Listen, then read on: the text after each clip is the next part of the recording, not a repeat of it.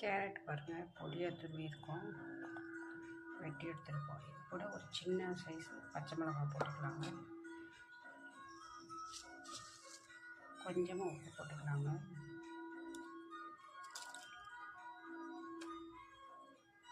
ஒரு அரை மூடி எலுமிச்சம்பழம் பிழிஞ்சிக்கலாங்க.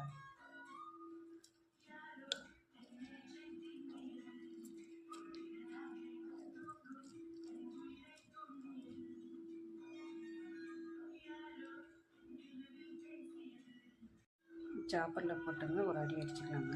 நீங்கள் மிக்ஸி ஜாரில் வேணாலும் நீங்கள் போட்டு இது பண்ணிக்கலாம்.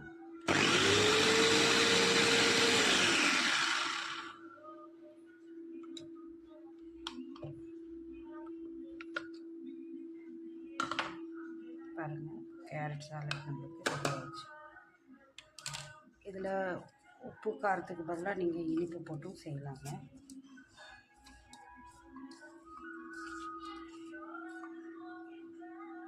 இதை அப்படியே சாப்பிட வேண்டியதாங்க, தாளிக்க வேண்டிய அவசியம் இல்லை. பாருங்கள், நம்ம கேரட் சாப்பிடுங்க ரெடி ஆயிடுச்சு.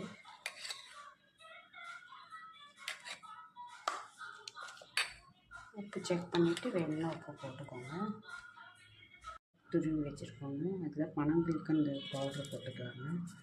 கல்கண்டு 1-2 உடச்சி பவுட்ரு பண்ணியிருக்கோங்க.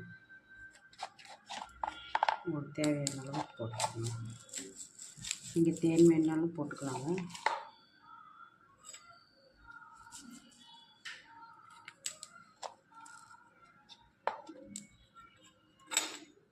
கேரட்லேயே ஸ்வீட்னஸ் இருக்குங்க, கூடவே கொஞ்சம் கல்கண்டு போடும்போது அந்த ஸ்வீட்டும் இந்த ஸ்வீட்டும் ரெண்டும் சேர்ந்துக்கோங்க. கலக்கி உடனே சாப்பிடாமங்க ஒரு 5 நிமிஷம் அதை அப்படியே விட்டுட்டிங்கன்னா அந்த ஸ்வீட்னஸ் வந்து கல்கண்டு கரைஞ்சி அந்த கேரட்டில் இறங்கிடுங்க. சாப்பிடும்போது இன்னும் சுவை ஜாஸ்தியாக இருக்குங்க. தேன் போட்டிங்கன்னா ஒரு 5 நிமிஷம் ஊறட்டுங்க. ஊறினா தான் உங்களுக்கு அந்த டேஸ்ட் வந்து மிங்கிளாகும். அதுக்காக